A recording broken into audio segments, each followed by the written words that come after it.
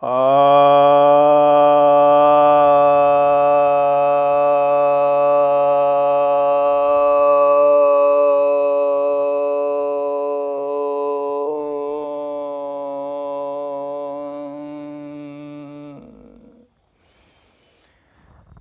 भक्तजनों को सप्रेम नमन।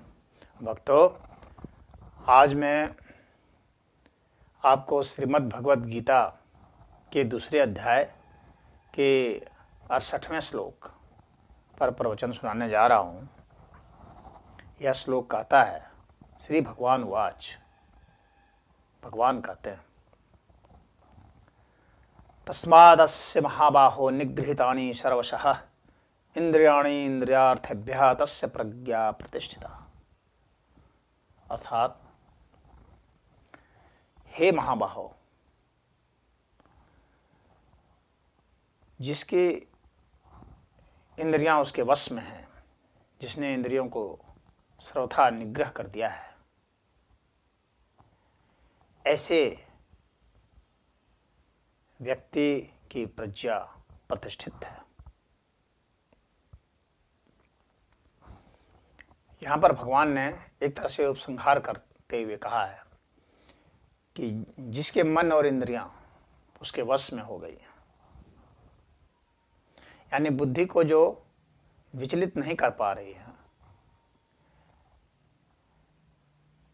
क्योंकि वे वश में हो चुकी है। अब बुद्धि समभाव में स्थित है और अपने अनुसार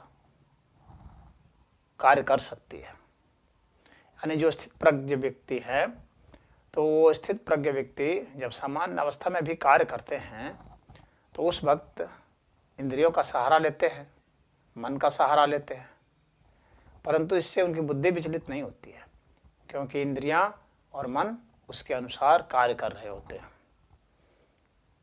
इस तरह से व्यवहार करने की वजह से, इंद्रियां उसके वश में होने की वजह से यहाँ पर निगृहीतानि का प्रयोग किया गया है। और महाबाहो अर्जुन को इसलिए कह रहे हैं, हे महावीर, यह तुम्हारे वश की है, तुम चाहो तो वश में कर सकते हो, तुम महावीर हो। तो उसका उत्साह वर्धन करते हुए भगवान यहाँ पर कहते हैं। और यहाँ पर सर्वशः का प्रयोग किया गया है, यानी सर्वथा प्रयोग किया गया है कि सर्वथा वो निग्रह अवस्था को प्राप्त है, यानी इंद्रियां सर्वथा वश में है। कहने का मतलब है कि इंद्रियों के विषय यदि वहाँ उपस्थित नहीं भी हैं तो भी इंद्रियां विषय की ओर नहीं जाती। बहुत लोग भौतिक रूप से तो अपने इंद्रियों को खींच लेते हैं, अलग कर लेते हैं, हटा लेते हैं, लेकिन मन ही मन उसका चिंतन करते हैं, तो इस तरह से इंद्रियां फिर उसके वश से बाहर चली जाती हैं। तो यहाँ पर यह कहना का मतलब है कि इंद्रियां उस वक्त भी उसके वश में हैं जब वे विषय नहीं हैं, और जब वे विषय हैं उस वक्त भी वश में हैं, यानी हर समय हर काल में वश में हैं। जब उन इंद्रियों का प्रयोग किया जाएगा उस वक्त भी वे वश में हैं। तो इसलिए यहाँ सर्वशः का प्रयोग किया गया है। और ऐसे की इंद्रियां इसके वश में हो चुकी हैं, तो ऐसे व्यक्ति ही कहे जाएंगे कि वे स्थित प्रज्ञ व्यक्ति हैं। जब तक वह स्थिति नहीं आए तो उनकी स्थित प्रज्ञता में संदेह रहेगा। तो वहाँ एक जगह जो उदाहरण उन्होंने दिया था कछुए का, इसमें कहा कछुए अंग समेट लेते हैं, संहरते का जो प्रयोग किया गया था, तो उसमें और इसमें थोड़ा सा अंतर यही है कि यहाँ पर सर्वशः यानी हर परिस्थिति का प्रयोग किया गया है, कि बाद में भी कैसे प्रयोग कर लेंगे। वहाँ तो सिर्फ विषयों से हटा लेने की बात थी, और यहाँ पर है कि अगर हम विषयों की ओर भी ले जाते हैं तो भी इंद्रियां हमारे वश में कैसे रह सकती हैं। इस तरह से यह जो है, और आगे की अवस्था का भगवान ने पूर्ण अवस्था का वर्णन किया है, तो इसलिए यह ज़्यादा कंक्लूसिव है। और यहाँ पर एक चीज़ और है कि इंद्रियों को वश में कैसे करेंगे। क्या इंद्रियों को वश में करेंगे, मन को वश में करेंगे? तो मन को वश में भला कौन करेगा? मन को तो मन ही वश में करेगा।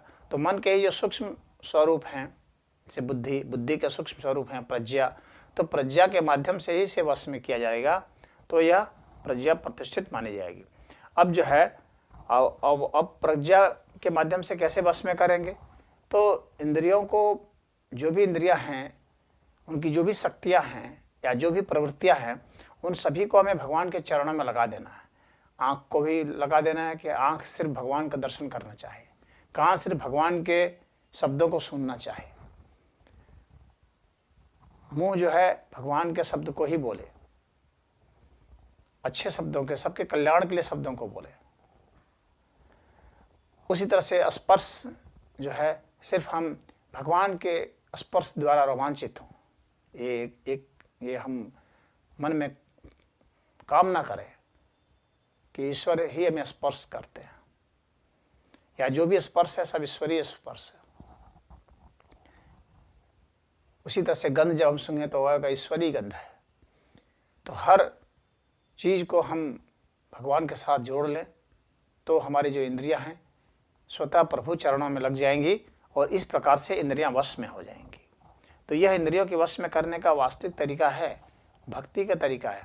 इसी से इंद्रियां वश में होगी, अन्यथा इंद्रियां जो है इधर उधर भाग सकती है, वे बहका सकती है, धोखा दे सकती है। तो सदैव साधक को सचेत रहना चाहिए कि कहीं ऐसा तो नहीं है कि इंद्रियां उसे बहका रही। तो इसलिए इंद्रियों को सदैव जो है भगवान के चरणों में समर्पित करते रहना चाहिए। यह साधक को सदैव ध्यान रखना चाहिए, तब जो है इंद्रियां वश में होती हैं और उसकी प्रज्ञा प्रतिष्ठित होती है। यही इस श्लोक का तात्पर्य है। ओम।